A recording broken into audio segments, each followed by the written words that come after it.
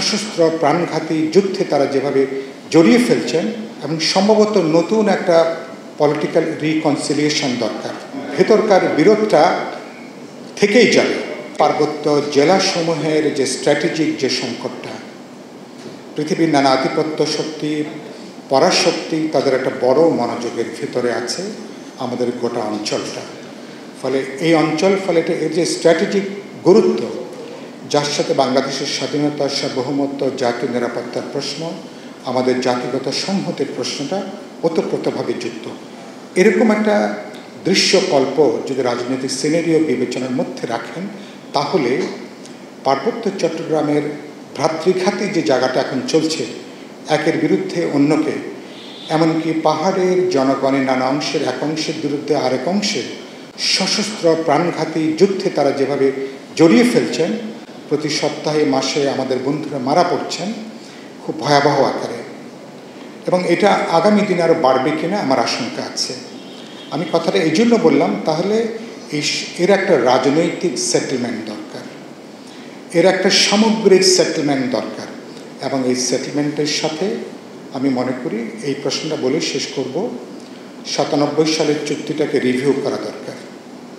97 সালের এই শান্তি চুক্তি কার্যত শাসকদের নানা দোলাচল, নানা কারণে কিছুটা অসম্পূর্ণতার জন্যেও এটা পার্বত্য জেলার শান্তি আনতে পারেনি।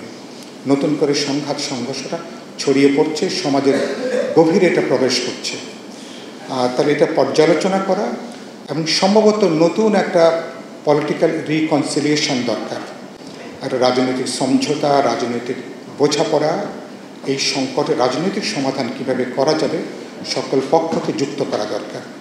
সরকার যারা আছেন, আর পাহাড়ের যে জনগণ আমার ভাই বোনেরা আছেন, তারা সেটেলার হিসেবে যাদেরকে এখন আমরা যারা পরিচিতি পাচ্ছেন, বাঙালি বলে যারা বলেন, যাদের সংখ্যা এখন জনসংখ্যার প্রায় অর্ধেক, তাদেরকেও গোটা রিকনসিলিয়েশনের প্রক্রিয়াতে রাজনৈতিক যদি স্থায়ী কোনো সমাধান তৈরি করতে হয়, তাদেরকেও এই প্রক্রিয়ার সঙ্গে কোনো না কোনো যুক্ত করা দরকার।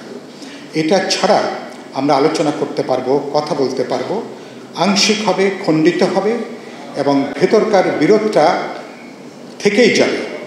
ওই জন্য বলেছি এর কোনো সামরিক সমাধান নেই, কোনো প্রশাসনিক সমাধান নেই, খুব গভীরে রাজনৈতিক, সাংস্কৃতিক, সামাজিক এক ধরনের সামাজিক চুক্তি, রাজনৈতিক চুক্তি সকল অংশকে যুক্ত করে, এবং এখানে মেইন স্ট্রিম বাংলাদেশের যে রাজনৈতিক দল, সামাজিক সংগঠন, তাদেরও এর সঙ্গে যুক্ত হওয়া দরকার। যে মন্তব্যটা করে শেষ করি, এবং এটা ছাড়া আমি মনে করি যে পরবর্তী এই সরকারের কাছে আপাতত আমার তেমন কিছু চাওয়ার নেই। ওনারা এখন কিছুটা ওনাদের শেষ রক্ষা করবার চেষ্টা করছেন। ফলে আমরা যদি যেটা বললেন, এই অন্তর্বর্তী সরকার অনেকগুলো কমিশন করেছেন, কিন্তু পার্বত্য চট্টগ্রাম নিয়ে তাদের কোনো কমিশন হয়নি, ভূমি বিরোধ সংকটের ব্যাপারে কোনো কমিশন হয়নি, যেমন অসংখ্য কোনো কমিশনই হয়নি। ফলে তারপরও এরা যদি আগামী 6 মাসও থাকে, আমাদের এই উদ্যোগ, যেটা আপনারা এই আন্দোলন থেকে উদ্যোগ থেকে যদি দাবিগুলো পৌঁছানো যেতে পারে, ন্যাশনাল একটা ডায়ালগের আকারে, এটাকে একটা ন্যাশনাল এজেন্ডা আকারে যদি আমরা হাজির করতে পারি, সে মনোযোগটা রাখেন।